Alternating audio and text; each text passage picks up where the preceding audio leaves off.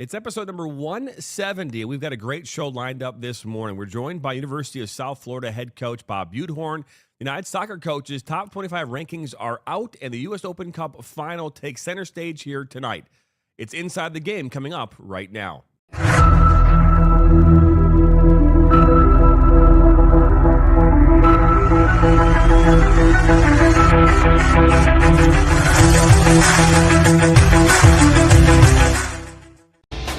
Welcome to Inside the Game on the National Soccer Network.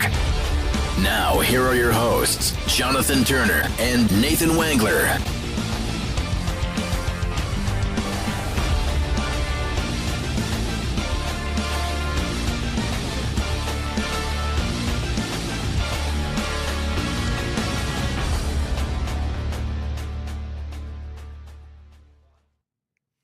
Well, good morning and happy Wednesday. It's episode number 170 here on this first day of October 2025. I'm Jonathan Turner. That's Nathan Wangler, Ryan Glinsky, our producer, already on the horn here this morning. Detroit Tigers getting the win yesterday, the W down in Cleveland. A final score of 2-1. Oh, man, Skubal had 14 Ks yesterday. 14K. So I will stand here today. I stand corrected. I said they would get swept. Same. I am incorrect in that prediction. I still believe they're going to lose this series. I will continue to say that. But you know what? Every once in a while, a blind squirrel finds a nut. We did that yesterday. Good for the Tigers. Yeah, well, I mean, the only thing that really hasn't been a blind squirrel in so many different stretches throughout the course of this year and the last couple of years has been Mr. Consistent himself, Tarik Skubal. I mean, that dude is otherworldly. He's almost not human. I think the hard thing about paying him is, and we've had these conversations, is that he's just one guy. And the truth is about pitching is if you invest all of your money into one guy and all of a sudden he's not able to go or he's not able to do whatever, you're in a problem situation because pitching is so you're living on borrowed time when it comes to pitching in baseball. But after he does something like he did yesterday with 14 Ks and helping them to that 2-1 win, that's actually the exact score that I told Ryan before that game even happened. I just thought it was going to happen the other way. I thought Cleveland might sneak it out. No, I don't think it was on the air. I think it was off the air. Okay, well, he remembers, right, Ryan? Yeah, I remember. You're going to pretend like it. Yeah, okay. Meg Jack is in the chat on TikTok. Welcome back, Meg Jack. But yeah, just got to win one more. Those 3-game series, you never know. You never know. Why? So they're back in Cleveland today, right? Yeah, they're in Cleveland for all of them. Yeah. So it's a 3-game series. So they never come back to. That's interesting, right? They don't come back until if they make it to the next round. They don't play in Comerica till the 3rd game of the series. So if they were to win tonight, it's over with. If they were to lose, they come back to Detroit. No, they play in Cleveland. They play all 3. No, yeah, Thursday. So like when it used to be the wild card, like you just played at the team, you played at the stadium of the team with a better record. But now that it's 3 games, they just keep it there for all 3 games if it goes to 3. Yeah. So that's just how that's how that works now. Yeah. Yeah. I was gonna say that it seemed odd, but okay, good for them. So great show lined up here this morning. Great show. We have Bob Butehorn, University of South Florida head coach. We had a chance to interview him last week with all of our other interviews. I think last week we did a total of 10 interviews, if you count. We did a lot. We did a lot. And so we are going to have him on the show here this We morning. did like 6 or 7. Oh, my gosh. And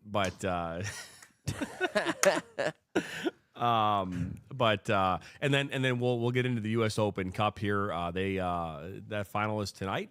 Nashville traveling into Austin, where they've been pretty dominant at home. So we'll talk about that. I'll give you our predictions on that later on today. We've got Rochester Christian University soccer kicking off here at 1:00 on the National Soccer Network, and then we also have the CHSL finals here. The Bishop and the Cardinal. Those kick off here tonight at 4:30 and 7. Full coverage. 3 cameras, full production here today. And we're excited about a beautiful day for soccer here in the great state of Michigan. So we'll get into those as well. But yeah, I mean, playoffs is in the air, right? We've got the Red Wings not kicking off, but they're facing off, dropping the puck here this week, right? Their They season ain't starts making no playoffs, I'll tell you that. Their season kicks off here pretty quick, doesn't it? I mean, we're talking, isn't it Saturday, their first game? I believe it is Saturday. I have no idea. I could have sworn I see. saw maybe it was this Saturday, but I know that they I know start they're in pretty. preseason right now.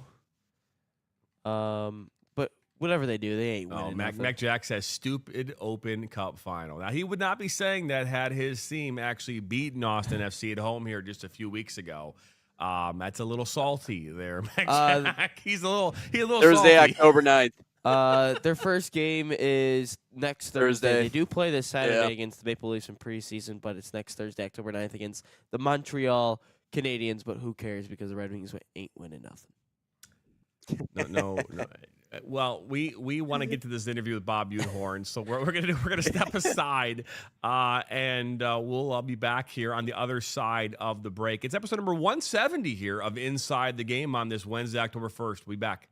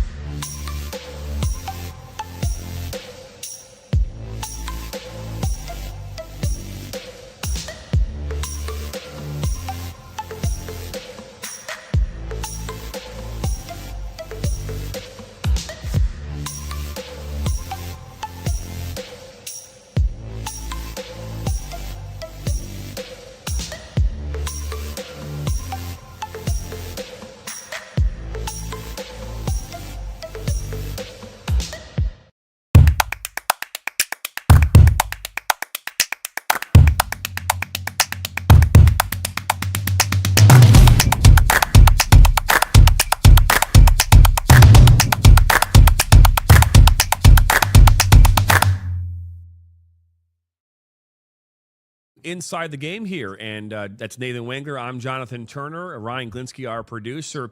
We're excited now to be joined here by USF head men's soccer coach Bob Butehorn, and what he's been doing since 2016 has been nothing short of remarkable. A part of the AAC conference down there in South Florida, but we now welcome in to Inside the Game, Mr. Bob Butehorn, and welcome into the National Soccer Network.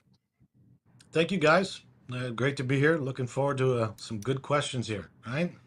Good questions is a good one to start with. I have a good one for you. We ask all the coaches this. Typically, it's our last question, but we decided that we think maybe on the front end we should ask this question. First off, South Florida is known for a lot of great things, specifically seafood. But outside of that, if you had to think of a restaurant, a place that you have to go to when you get off that bus, off that plane of a long road trip, where are you going when you get back to campus? Oh, that's brilliant. It's right in my wheelhouse, guys. I've had this idea for a while that we should start a coach's travel food. What do you want to call it? Ooh. Podcast or suggestion? Because look at all the places we travel to, and I like personally. And this is you asked for it because I love this stuff. I love the mom and pop places. I don't like areas that you go to and you don't get that feel and flavor of the place you go to. So with Tampa, wow. I mean, you tend to want to kind of lean towards something that's kind of a traditional place down here, like a Burns Steakhouse or something like that in Tampa. But there's a, and I can't think of the name. I want to say it's Natalina, but there's a little Italian restaurant right down in South Tampa that only has about 6 or 8 tables.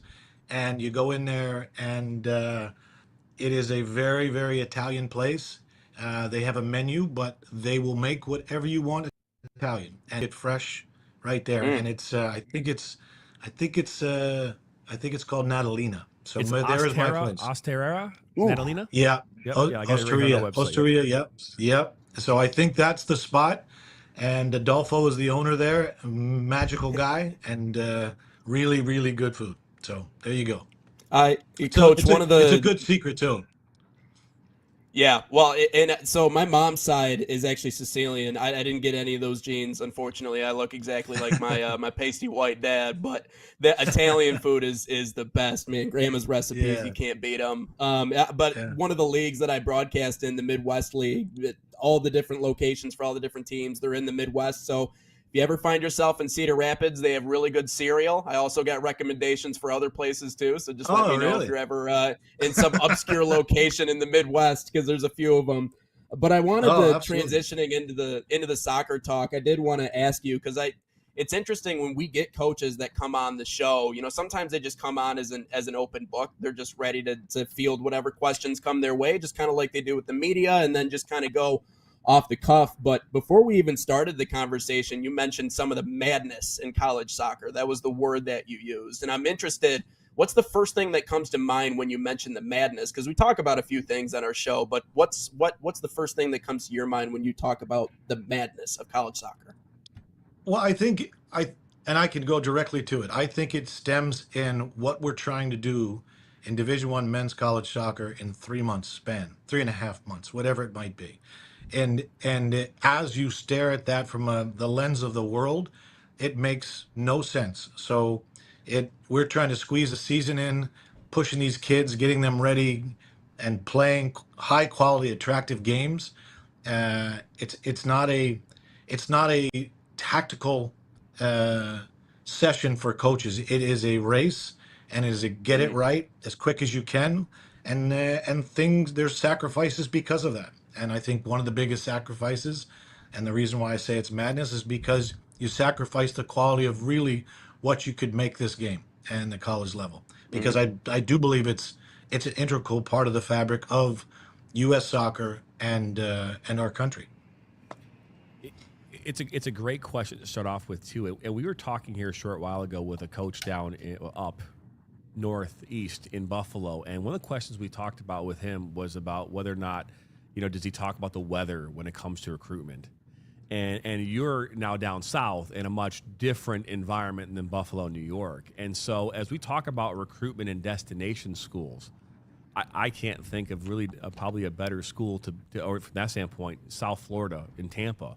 How hard is it for you to sell South Florida to potential recruits?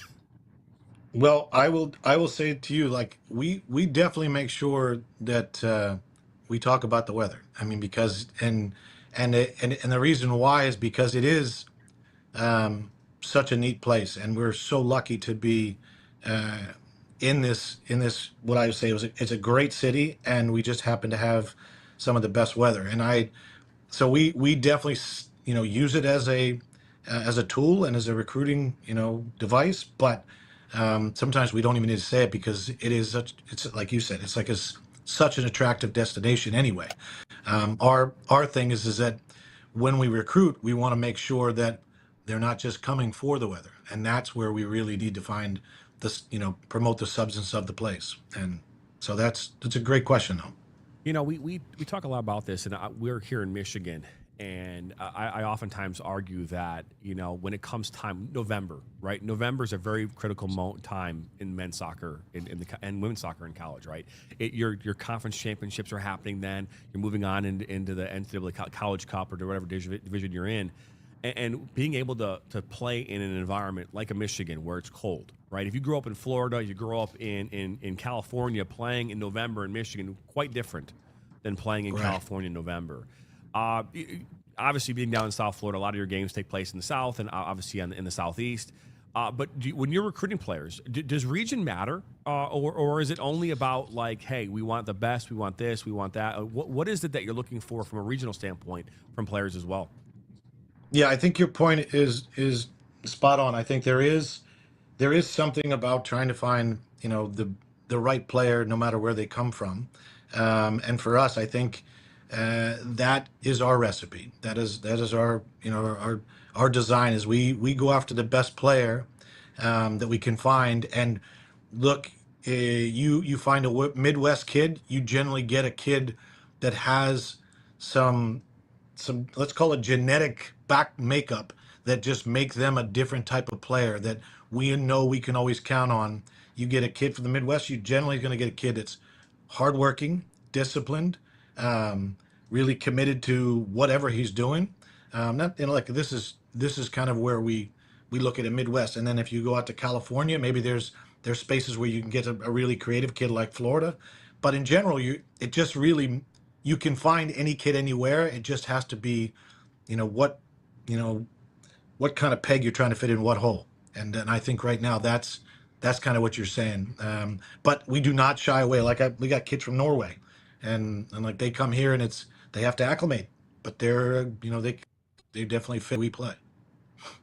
And kind of building off of that point too, we talk about location being important. There's always pipelines for certain schools, and I think the biggest thing when you talk about being an in-state school like USF, you're competing with the likes of UCF in Florida, in Miami, in all of these different places. You have a lot of top-end Division I programs that you kind of go head-to-head with when it comes to attracting talent to your school. But Southern Florida has a pretty healthy soccer culture, and that's something that I think we all understand. How much of a focus on regional scouting and making sure that you attract some of the top talent around that area of Florida to come to your program? Is that a focus for you guys? Yeah, I think what's changed, and that's a good question, Nathan. I think here's what's changed in college soccer, and I think it's changed in pretty much. Let's just not slice college soccer into that one. Let's make sure that we focus on just college athletics. The portal has changed everything with regards to building relationships, from recruiting, like you called it, recruiting pipelines. Generally now it is, you need to maintain those pipelines, but now it's really, you have to be nimble enough to understand you're basically your pool that you're fishing in now has experienced players out there that are all of a sudden in the market. And now, while you want to, get the local kids, like we have the best 2 local kids in the area for the last couple of years, they're freshmen and they know that their time is maybe on the bench the first year or so. So I think it's just changed. While we do stay regionalized as best we can, we also have to, because we want to compete at the highest level, we have to be there and be nimble and be able to secure guys that are in overseas and in the other states. And so when you're looking for those players in the transfer portal, you're not looking for depth pieces. You're looking for players that are going to come start and make a contribution right away then. Yeah, I think that's kind of the, add water, there's a player. That's kind of what it is. Yeah. You just really just, you have to understand, like, the nice thing about the portal is you can find a fix. The tough thing about a portal is you lose some culture, and development and building teams. Like we really have, like at this point, you have to be a different coach. You have to be I'm more of a general manager sometimes than a coach. Unfortunately, that's just where we're taking the game. It's a balancing act, right? We talk about this all the time with coaches, right? And it used to be just you're balancing, how you manage the team, right? Now there's so many outside, interferences, right? Things that are going to be distractions to the team, or there's social media, there's NIL deals, there's the portal. Everybody has a recruitment video that they're making, right? Everybody's trying to be a part of this process, and I can only imagine what it's like to be a coach trying to manage all this at some time. And you mentioned that madness, and it really is madness. Right. My question about this dynamics that we're talking about in play is you've got players who, freshmen, right? Incoming freshmen or players that want to play at the next level, and then you have players who've already been playing at the next level, a combination wherever. And there's many reasons as to why they might choose your university to come to. But how do you manage the part where you have a player that's already played, who has the experience, wants to come to your school, versus the freshman who's never played collegiately, but also wants to give it their all? Because there's 2 different dynamics there. You've got the freshman who's never played, who hasn't proven themselves yet, but then you got that sophomore who already has proven themselves on some level, and they're both coming to school at the exact same moment, and you're having to deal with that interaction. Well, like I said before, we're kind of replicating what the pro environment is, and if some of these kids have these aspirations to go play pro, this is going to be their reality. The reality is, like, it is no longer where, well, I put in my time and now it's my time. It doesn't matter. What matters is they have to understand, like, on any given day, your situation can change because of this ability to kind of bring in players. So we try to make sure that our our team is or our coaches are very transparent with this and giving direction to the players that are here. And then also when we bring a player in, we say to them very clearly, like, there's a reason why you're coming here, but the reality is there's a guy here that's proven himself to be a good player.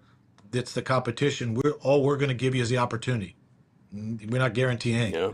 So I think that is kind of essentially, and the thing we have that maybe pro teams don't is when you pay for a high price guy, generally the front office and the organization and the owners wanted to see him playing. And the difference is we can spend the money and he just might not be the guy. We're going to play the guy. Whoever the guy is, that's who it's going to be that day. We're gonna dive into this season here. Right now, your side is currently 4-0-4. You're 2-0 in the conference. Currently sitting atop, obviously very early in the conference here so far this season. Interesting matchup coming up here next week, Tuesday. You're taking on Western Michigan and Chad Wiseman coming up here next week. And Chad Wiseman and Western Michigan, the Broncos, have had a very successful run here over the last number of years, and they've been doing so kind of in a very unusual way. They're taking a lot of in-state talent and focusing on more of a direct style of play, very direct physical style of play, which is kind of a departure from what we're seeing across the country with more styles of style of play where you're passing the ball around, you're possession focused, and you come at teams in a very more methodical type of approach.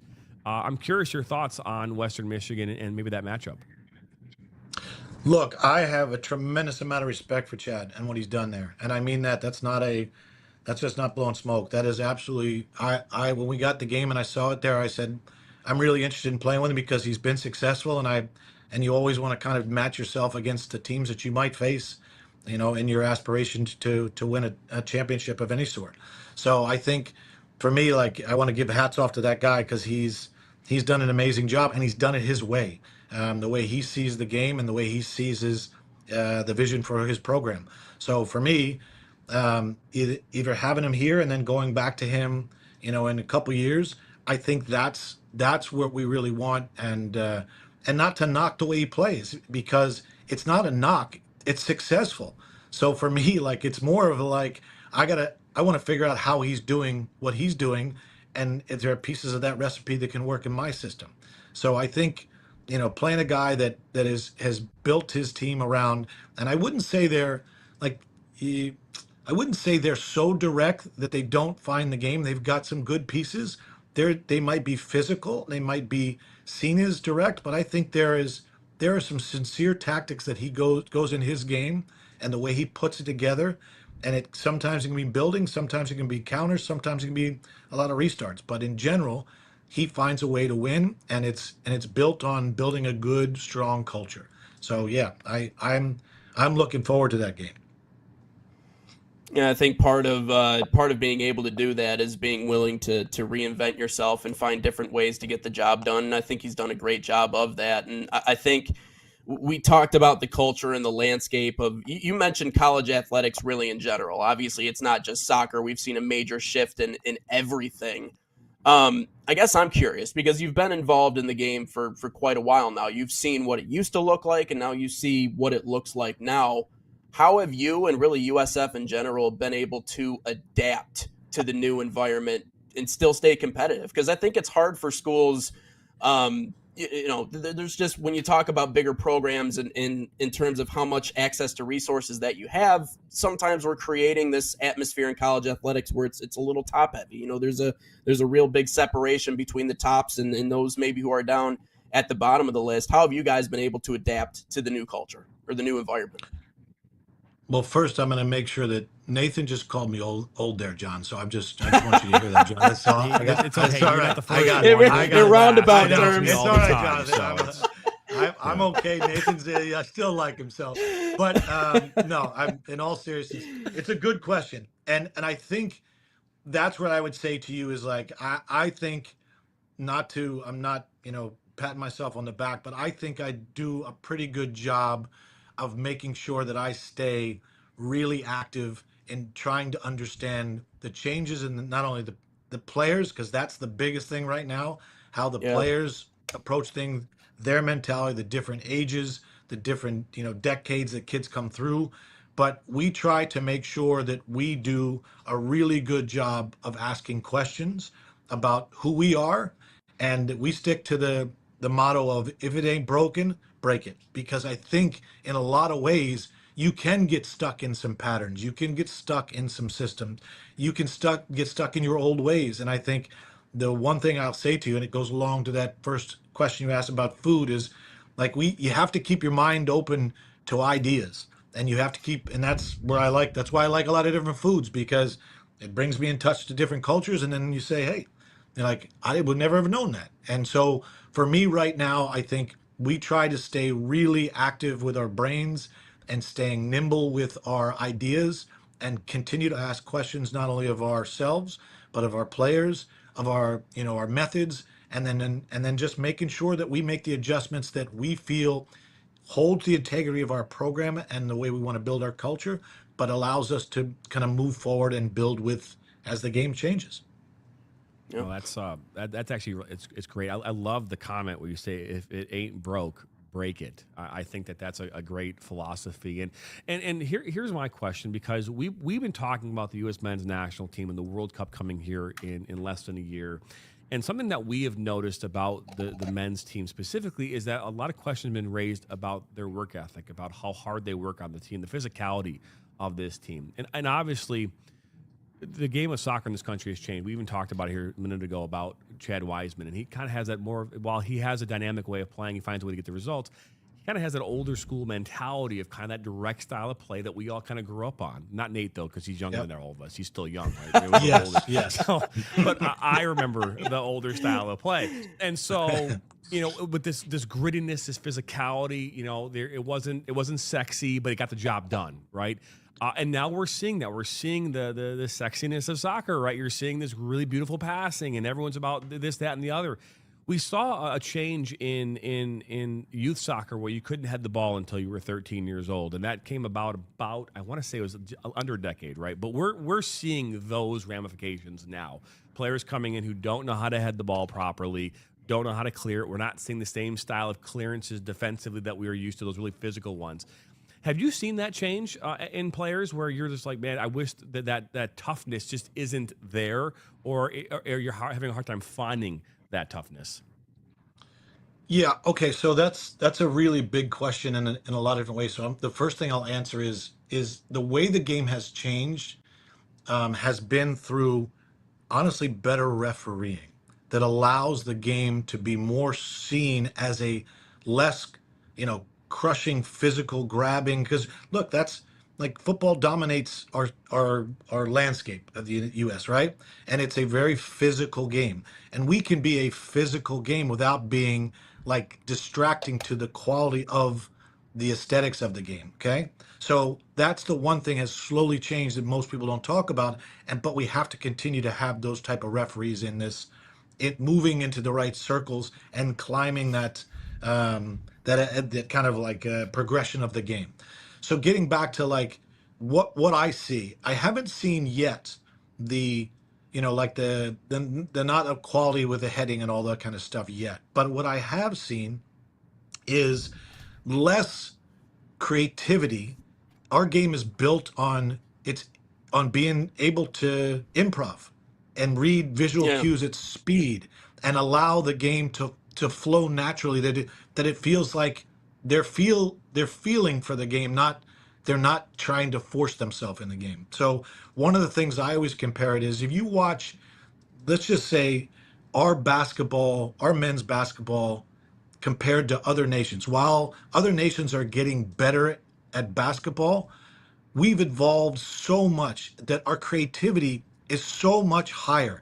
And what you'll see us do with a basketball and their way they think through the game and they feel through the game is a part of their evolution. We've done it on the streets for so long and on the courts that they just have this thing that doesn't look like what we're trying to do, and we're catching up with that with the U.S. in men's soccer. So I think right now what I'm seeing is we have gotten now more tactics from the academy.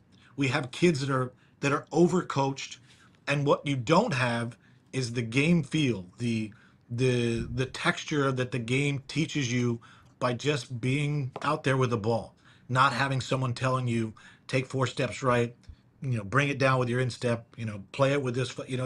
It's just a feel. So I guess that's what I've really seen is that I'm losing the natural gift of an IQ of a player that has been taught by the game. Make sense? No, absolutely, Yeah. it does.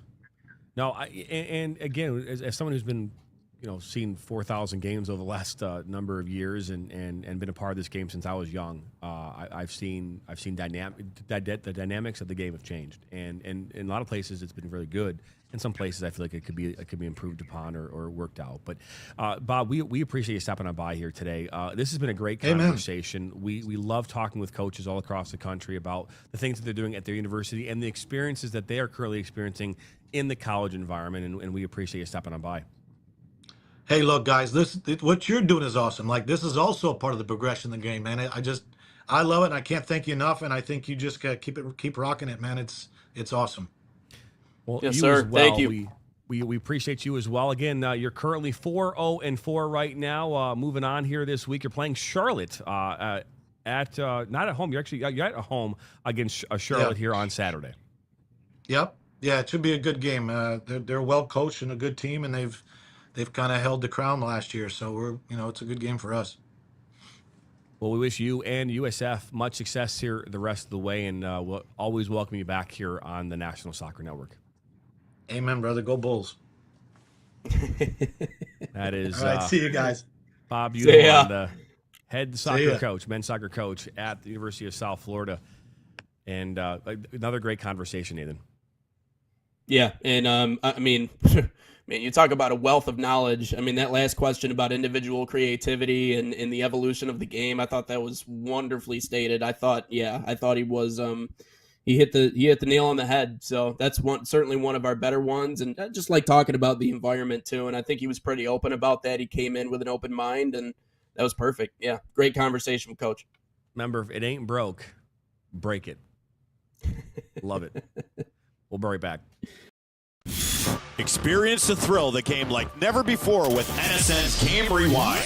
Dive into full match commentaries enhanced with cutting-edge dynamic graphics. Letting you relive the highs and lows of your favorite matches in astonishing detail. Whether it's a championship win or a legendary play, NSN Game Rewind bridges the past and future with a broadcast experience designed to captivate. call 586-304-4405 And start watching today.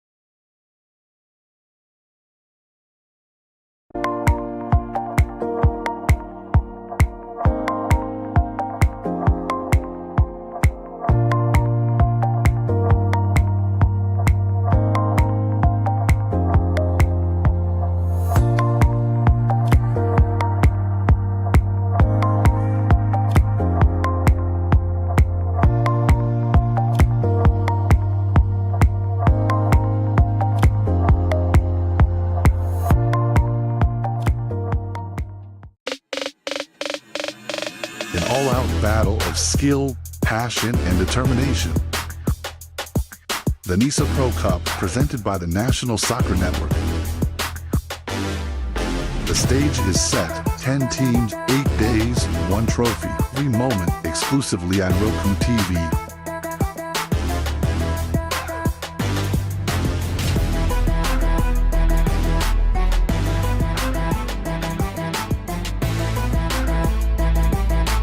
It all kicks off October 13th on the National Soccer Network.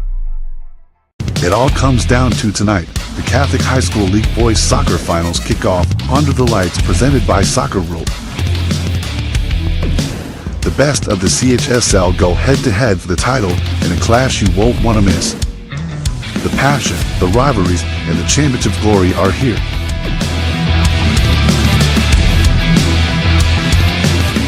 Tune in tonight for live coverage only on the Michigan Soccer Network. It all comes down to tonight. Every time, dude. Every time. doesn't hit stop. You don't have to hit stop, my guy. Easy, We're live. Commercial We're too. live. Hit stop. We're So I think live. it might be on loop. Easy. It might be on loop. It might be on loop. You never know. It might be on loop.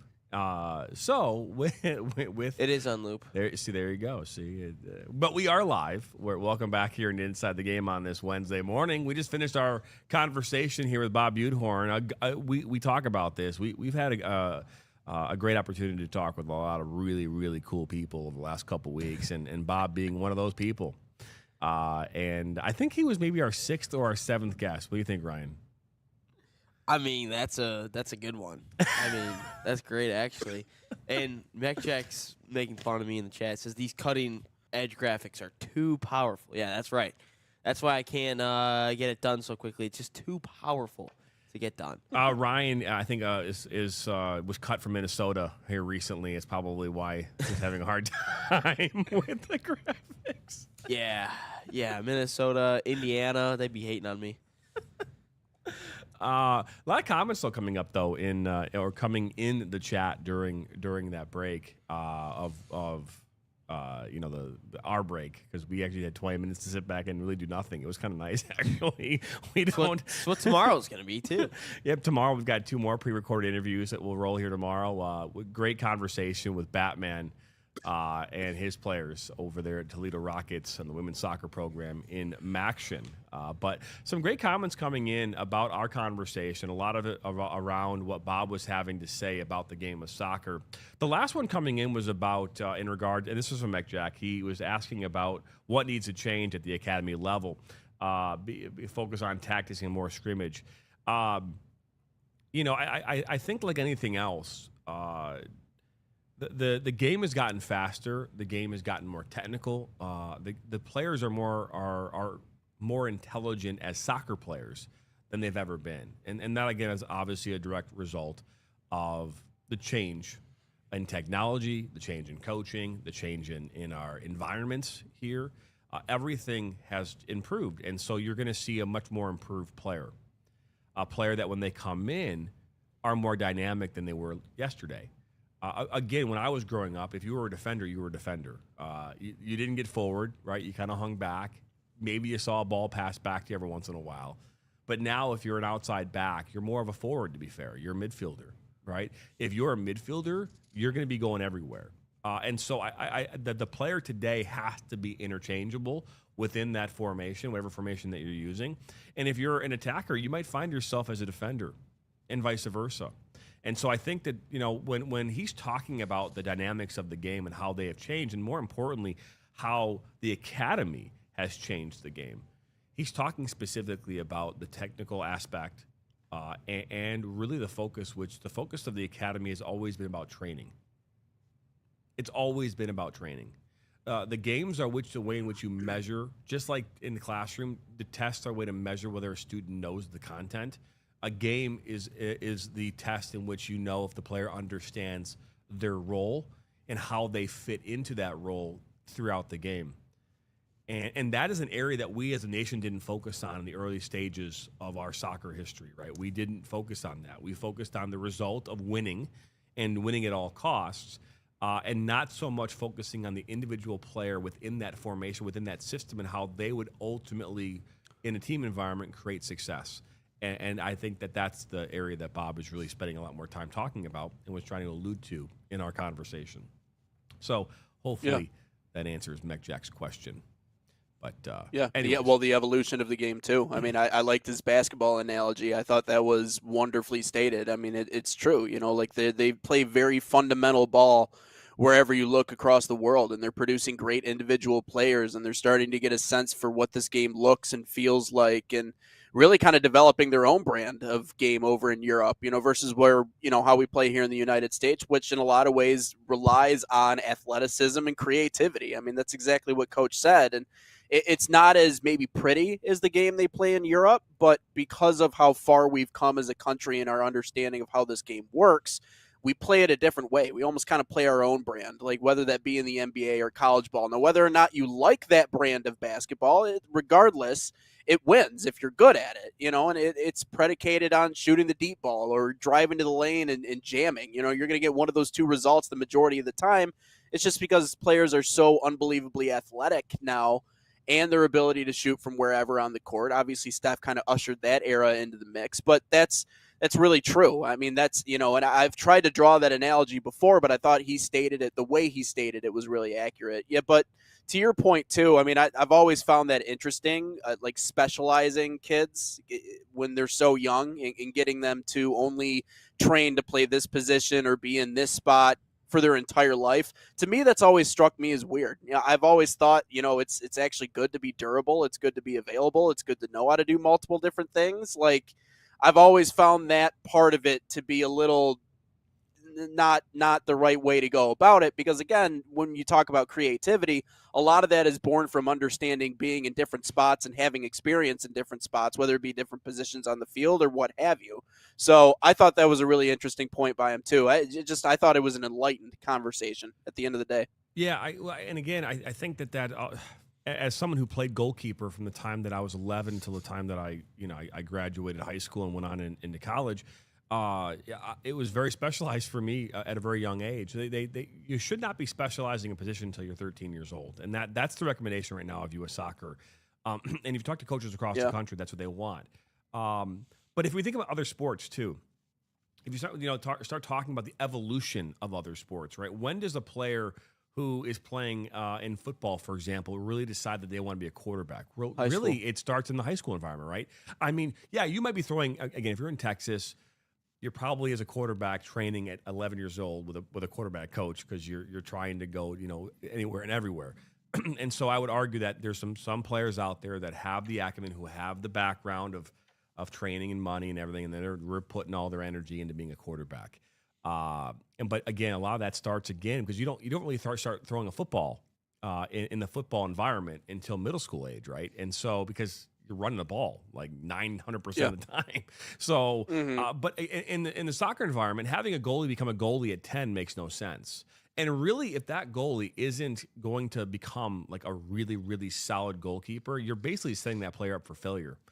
Because that's the only position they know. And if they get into another environment and they try to play another position, they're not going to be successful at it.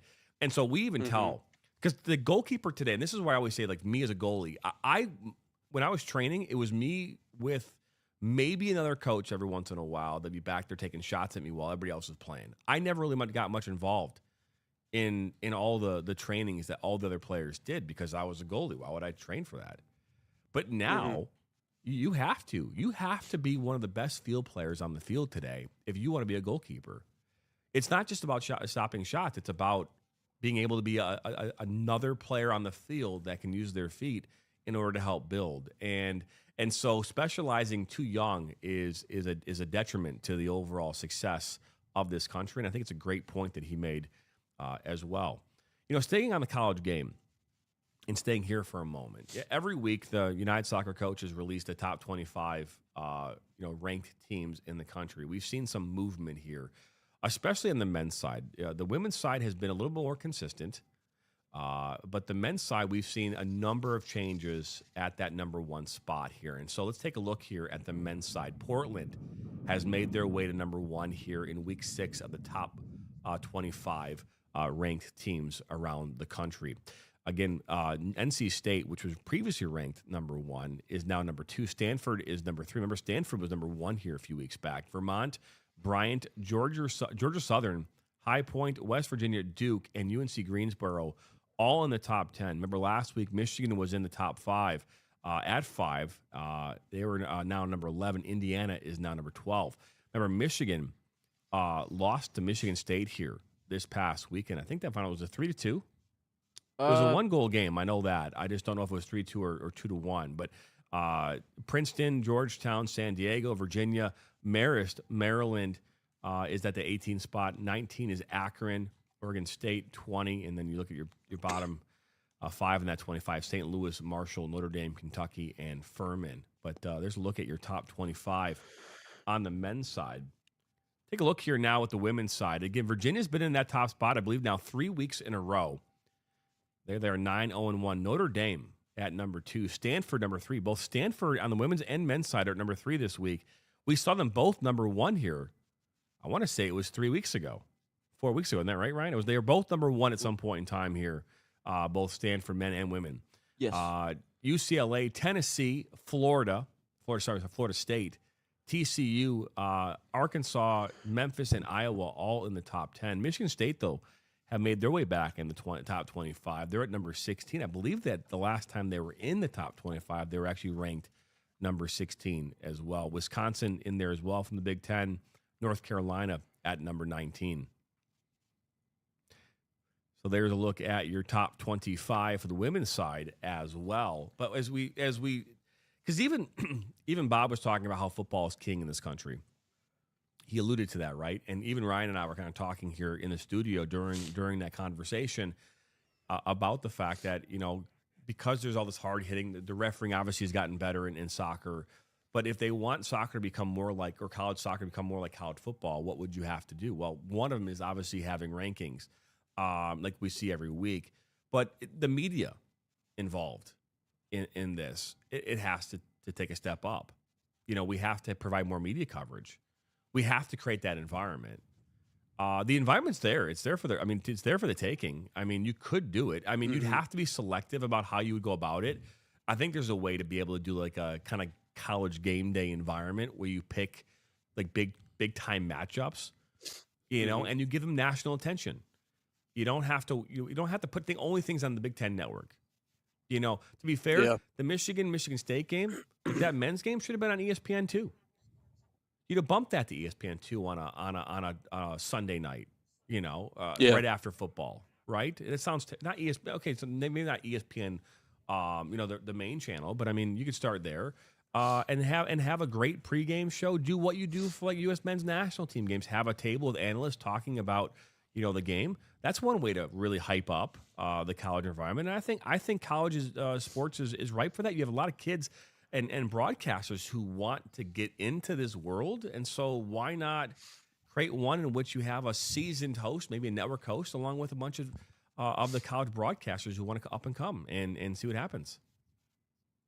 Yeah, it's a slow build. The truth is like the money side of it is always going to reign supreme. Like what's the big money maker? It's always football. At least generally speaking, at a lot of these bigger programs, it's always football. And I think the one thing that football has that a lot of other sports don't have, and soccer included, and I think baseball you can put in this conversation. Heck, you could put basketball in there as well, because truthfully, college basketball is really popular and a lot of people love it, but majority of the people love it when you get to March. Like that's when college basketball really takes off. Like, that's when the fringe fan is going to jump on the bandwagon like they do for football. But the one thing football has, American football, is it's once a week.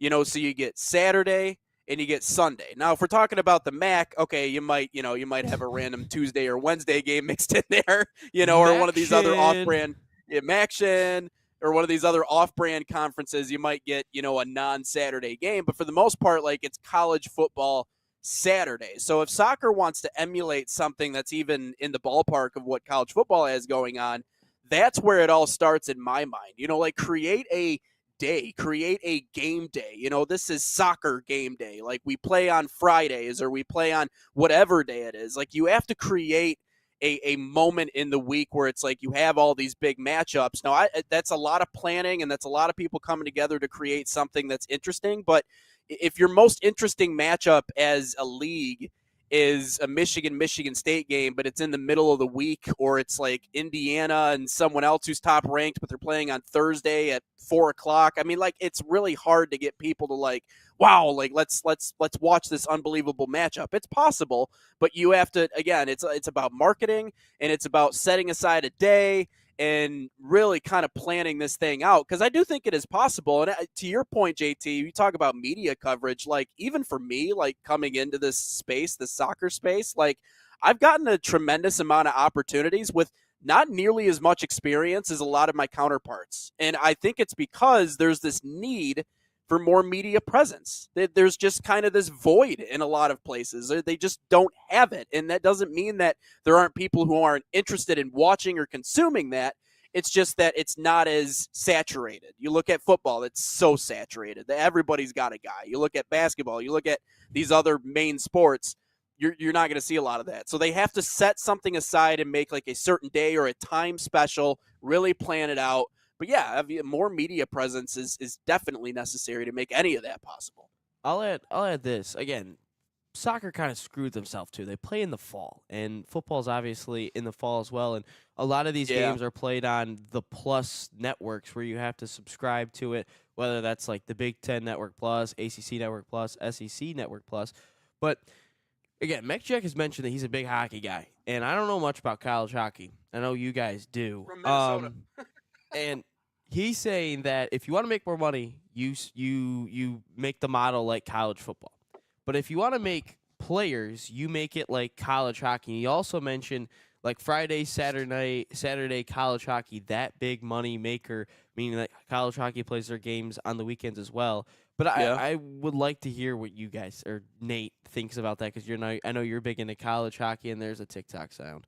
I mean, you can't do double headers in soccer the way you do in hockey. I mean, that's probably, you're not going to do like a home and away quick back to back. Like it's a little bit different in the two sports, but I agree. Like you got to make it weekends, and you have to make it during a time of the year where people, you can create something. Do you honestly think college soccer should be played maybe in the spring instead of the fall? Because the fall you lose football, or you already have football. That's already supreme. And then what do you have in the spring outside of baseball? I don't think, again. But it runs directly into the other leagues too. Yeah, that's the other problem. Know, again, if we're talking about from the standpoint, and I'm not saying that soccer fans aren't also football fans. I just don't know if the football fan who is a diehard football fan is going to then become a diehard soccer fan. You know what I mean? I just don't see that. So I think that if we're no one's saying that. Yeah. So I think my perspective on this is that if you could create like Soccer Night in America. Or something like along those lines, right? Well, you create. Well, here's my point is this, okay? The MLS is typically on their biggest games are on Saturdays and Sundays. That's where most of their coverage, and they're usually in prime time. They're usually again between 4:00 in the afternoon all the way until midnight on Saturdays, and then you have your featured game typically on Sunday. You only have a couple games I think on a Sunday afternoon, because it is designed to create more buzz to watch those games. This is all about scheduling, and so networks like the Big Ten, or not networks, but conference like Big Ten, the major Power 5, or Power 4, whatever you want to call it, schools have to create a featured game of the week, right? And it starts there, and they have to move that game from their normal Tuesday game into a Saturday or Friday night. That's what you're going to have to do, right? And if you do it right, it can work. So, like, for example, if we know that Michigan has this football game on a Saturday it's an afternoon game at noon, well, that you could probably be successful having an afternoon or like an early evening game where a Michigan soccer team could be playing maybe in that stadium. You know what I mean? Maybe you roll it in that environment. Maybe you make it where that game takes place. I know we don't like to play soccer games on football stadiums, but you could put it in there where that game, when hey, roll it in, have it come in at 5 o'clock. That game's 6 o'clock kickoff, and you let people stay. And so, you have 100,000 people watching the football game, but you might get 20,000 to watch that game. It sounds maybe that's that you, but you might get that. I actually think you would. I don't think you would. You don't think you'd have 10,000 people stay? No. I don't think at all, because you play at noon, they're drunk. They want to go to bed or they want to go eat. The students ain't sticking around. Two, you still have the whole slate of college football that these people want to watch. I don't think Michigan State is currently drawing at least 3,000 to 6,000 people to every one of their home games. They're not getting 15,000 played at. This could work. You're not going to get This could work in states like Iowa and Nebraska because of look at what they did with the volleyball program, and then Caitlin Clark doing in basketball. But that's a little bit different than what they did. But I'm telling you, if you play a soccer game at a couple of days after. Well, first off, the football team wouldn't even allow that because you tear up their field, and two, you're not getting the majority of those fans back. Those are diehard football fans, and they are going to watch the rest of the college football slate. Again, I'm not saying the diehard football fan, but I'm saying you would get some rollover. And again, if you're the men's soccer team at Michigan State is already drawing 3,000 to 4,000 people to their games. I've seen it. They're women as well, and so those 3,000 to 4,000 are going to come. All right, so they're going to show up, okay? And then you're going to have some rollover from the other game. I actually think that you'd probably have 10 or 15,000 people in that stadium if you did it right after football. I'm telling you, I think it would happen. If you do it, you got to do it on a weekday or a Friday night. Well, how are you going to pull that? How are you going to pull off a weekday though? They don't typically have football games on a weekday. You can't. What you're suggesting would not happen. You're not going to get rollover from a football. What you might get a little bit for the people of waiting for traffic to clear so they can go home. But I personally don't think that you are. Wow, the optimism coming here from. No, if you look at Michigan and Michigan State, though, it's just being environments that I've been in, that doesn't. Yeah. No, they're not. It's that wouldn't have. I like the idea. I really like the idea. But with Michigan and Michigan State, I don't think that happens. This works in states like in Iowa, like in Nebraska. It would not work at Ohio State. It would not work at Ohio State. Big, massive football programs, this would not work. But if you have a college football team that is not making bowl games or kind of hovering around that, but you have a good soccer program, that would work. But when it comes to soccer, which again, that describes Michigan State perfectly. But I personally do not think this would work, especially at Michigan. I don't think it would. I actually, again, I completely disagree with Ryan on this. I actually think that you'd have a lot more people stick around than you think. I actually think that because we've seen what happens in that stadium when the Arsenal show up. We've seen Arsenal's not showing up. Was it Manchester United? It was United and Real Madrid way back in the day. But again, 100,000 people showed up for a soccer game. Again, I understand the players. I understand what was going on there. But I'm telling you, I actually think the numbers would actually be significant. And the biggest challenge here, though, to be fair, isn't whether or not the crowd will show up. The biggest challenge here is logistics. And logistically, it would be a nightmare. Yeah, thank you. And so that's really why it probably wouldn't happen is because you would have to clean the stadium. Yeah. It get media in there, switching people in and out. If you're on a grass field, it ain't gonna happen. They're not gonna let you play after a football game. There's no way. Happen. So but again, that was my whole point. I don't think it's a crowd issue. I think it's more logistics. I think you would absolutely have layover. I don't think you would rollover. I'm somewhere in the middle between y'all. I don't think it would be nearly as high as what you're saying, JT. I also think people probably would stick around just to make sure traffic clears out, especially if you're in Ann Arbor, dude. That place is not designed for 100,000 people to be in one spot. It's just not. Okay, so that would be a nightmare. I just think I'm somewhere in between. I think you would get some spillover from the football game, but I would it be significant enough? I don't know, but I do think it would be a good idea to get the soccer team more involved and just in the limelight in front of people. I mean, it's Mauricio Pochettino showing up for game day. Like a little shit like that makes a difference. Yeah, you could do it that. Makes a big difference. Alexi Lalas hosts it. Maybe Tim Howard in there. Yeah, I could. Game day could definitely. We should fill out like a hypothetical like college soccer game day crew. Jonathan Turner, Nathan Wenger, Ryan Glinsky, and Alexi Lalas. God. And Rob Stone. That's who it would be. We'd all be putting our hats on, with like different things. We got 5 people with signs behind us. That's it. The whole 5 people. Soccer sucks. And I bet you McAfee would totally do this, and he would do his little like field goal thing, but we would do like penalty shot instead. We get Tim Howard to go in net. We get Tim Howard to go in net. You know what would make it work? No, better yet, we're the goalie. We're the goalie themselves to be the ones who have to wait in line to take a penalty shot, right? That would be, have them, the football players, non-kickers though, but actually have like, a lineman go up there and try to take a PK. Like that would actually draw a crowd. That'd be fun. So, anyways, we went over time almost here. We gotta get to the question of the day. Question of the day, but before we do that, Salt Athletic, an official sponsor of us here at NSN. Save 15% off by using promo code NSN15. Scan that QR code or visit saltathletic.com today. And I'm sorry, Mac Jack. Who will win tonight between Nashville and Austin? I'm sorry, buddy. I'm sorry. Yeah. So had Minnesota won, I would have obviously not picked them either. But in this scenario, Austin FC gets the win here tonight. I'm going to go with a 2-0 victory in favor of Austin FC. That's what I'm picking. They're really good at home. They're riding that wave. Give me Music City will not be able to compete there in Austin. I'm going to go with 1-0. I'm going to go with a late goal, probably in added time. Some sort of deflection, something awkward, something weird happens. It's going to be knockdown, drag out, 0-0 throughout the course of the entire thing, and something's going to happen at the end, and someone's going to pull it out. I'm going to go with Austin FC, too. I'm going to go 1-0, though. I'm glad that someone in this chat agrees with me. Jack's picking Nashville. I'm going with Nashville. Sam Surridge is going to win it 2-1. Huh? Huh? No, I was just saying his name in a weird way. Go ahead. Oh, okay. Sam Surridge is going to win it 2-1 in extra time. It's going to be 1-1. Those $4 Michelob Ultras inside Austin FC will be flowing. I know if I was there, I would be chugging them. Pause.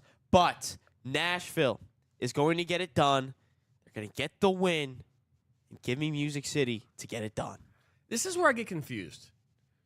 Now, this question is directed at Mech Jack. Okay, you lose to Austin FC.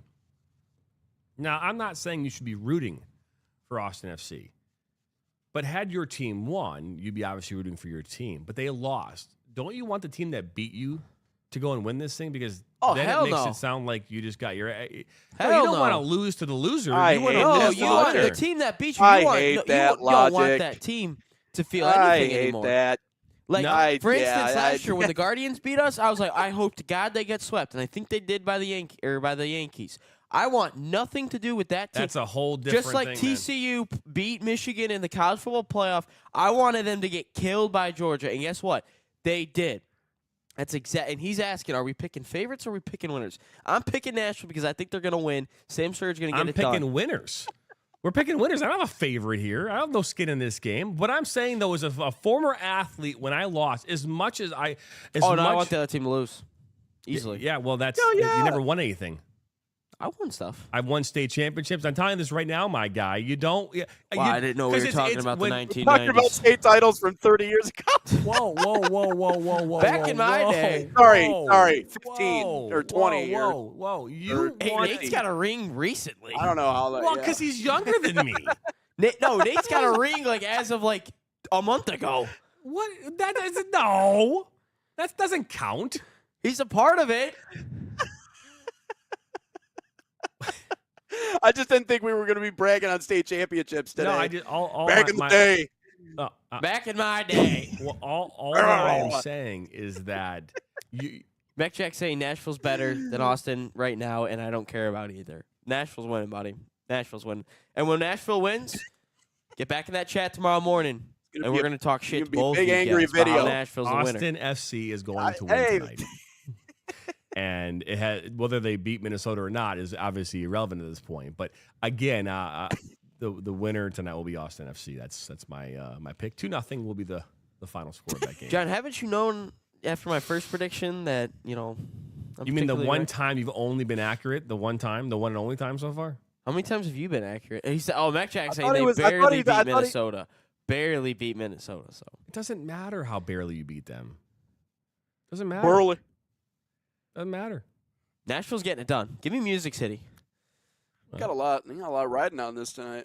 We do. This is gonna be a great cold open tomorrow. Watch party of one. I think it's funny. Oh, you barely won. You still lost.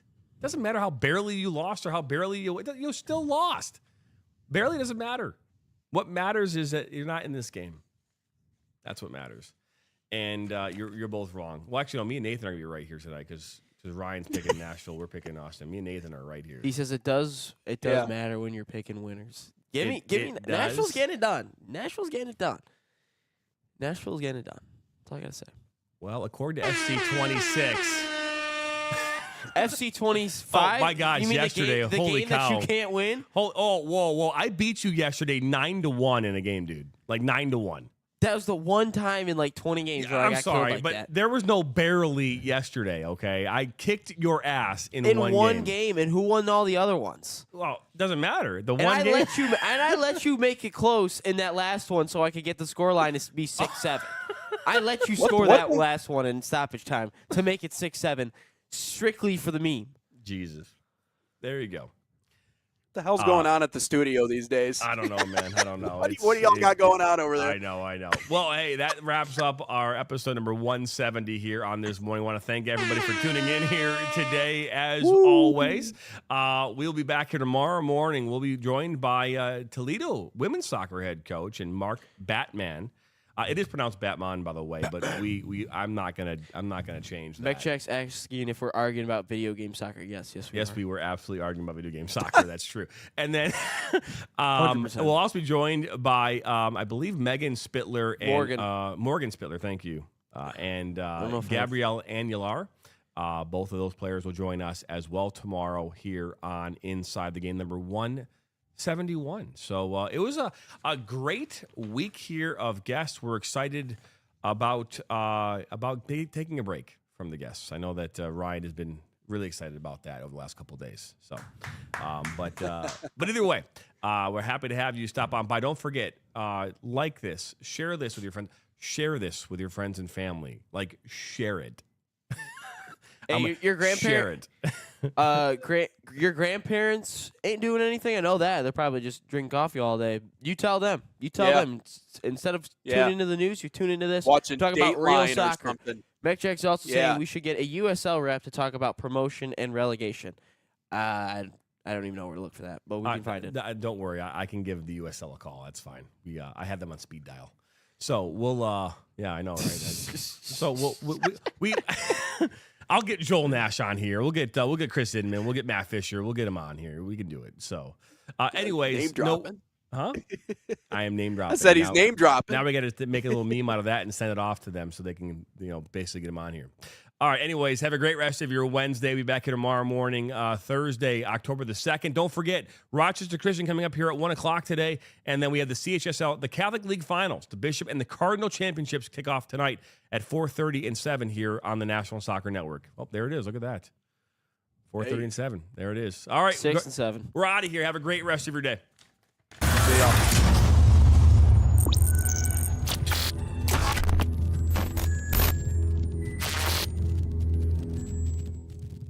From the biggest matches to the hottest takes, Jonathan Turner and Nathan Wenger bring you the stories, the analysis, and the edge you won't get anywhere else. Streaming live weekdays at 9 a.m. on YouTube, Roku TV, Facebook, Twitter, and all major platforms. No filters, no fluff, just real talk, real soccer. This is Inside the Game.